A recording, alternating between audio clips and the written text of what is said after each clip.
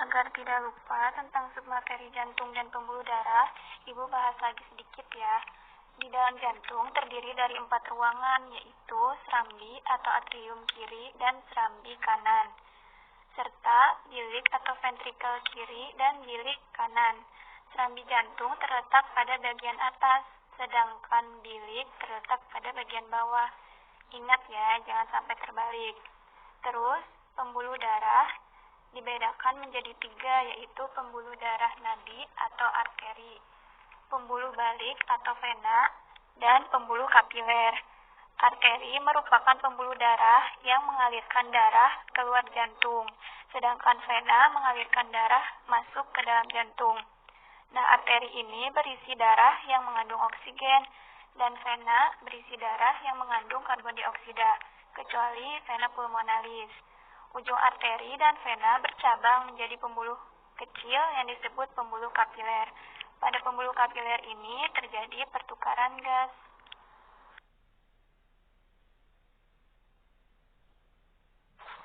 Selanjutnya tentang peredaran darah manusia. Peredaran darah manusia termasuk peredaran darah tertutup, karena darah selalu beredar di dalam pembuluh darah. Setiap beredar, darah melewati jantung 2 kali sehingga disebut peredaran darah ganda, atau peredaran darah besar dan peredaran darah kecil. Peredaran darah kecil merupakan peredaran darah yang dimulai dari jantung di bilik kanan menuju ke paru-paru, kemudian kembali lagi ke jantung di serambi kiri. Sedangkan peredaran darah besar adalah peredaran darah dari jantung di bilik kiri ke seluruh tubuh, kemudian kembali ke jantung atau serambi kanan. Jadi kalau yang besar itu ingat ya, ke seluruh tubuh, dan yang kecil itu dari jantung, paru-paru kembali lagi ke jantung.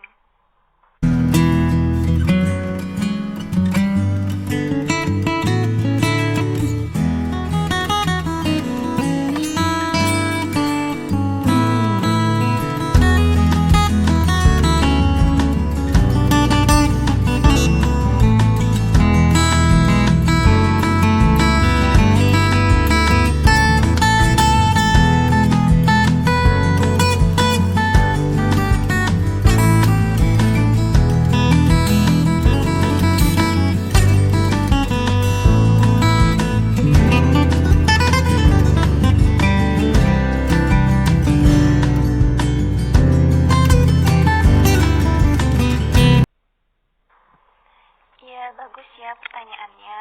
Jadi, faktor yang dapat menyebabkan gangguan peredaran darah manusia itu ada 2, yaitu faktor keturunan dan faktor non-keturunan. Kalau faktor keturunan mah udah jelas ya, faktor dari orang tua atau dari turun-temurun. Nah, faktor non-keturunan seperti pola makan dan hidup yang tidak sehat, misalnya terlalu sering mengonsumsi makanan berlemak tinggi dan makanan berkadar kolesterol tinggi. Nah, jadi kalian itu harus menjaga pola makan dan hidup sehat ya. Jangan merokok atau menghirup asap rokok, itu juga jangan, nggak boleh. Nah, lalu jangan terlalu banyak mengkonsumsi makanan yang digoreng kayak gorengan gitu. Terus olahraga yang teratur, jangan terlalu berat, asal rutin itu lebih baik. Lalu istirahat yang teratur juga, jangan begadang karena itu dapat menimbulkan penyakit kalau kebanyakan begadang. Udah mengerti, Desti ya?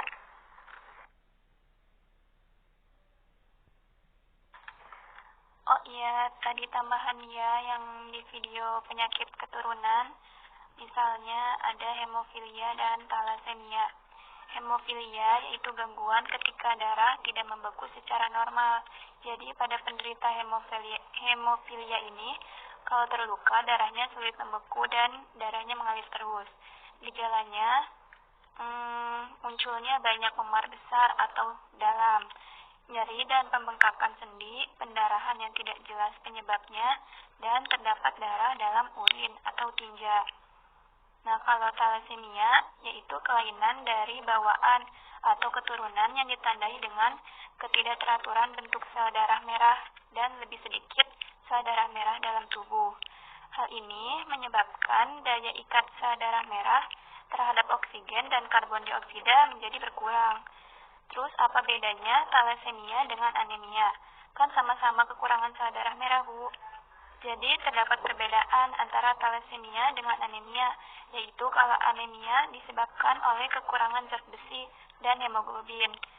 Sedangkan thalassemia merupakan penyakit keturunan yang mana bentuk sel darah merahnya tidak beraturan.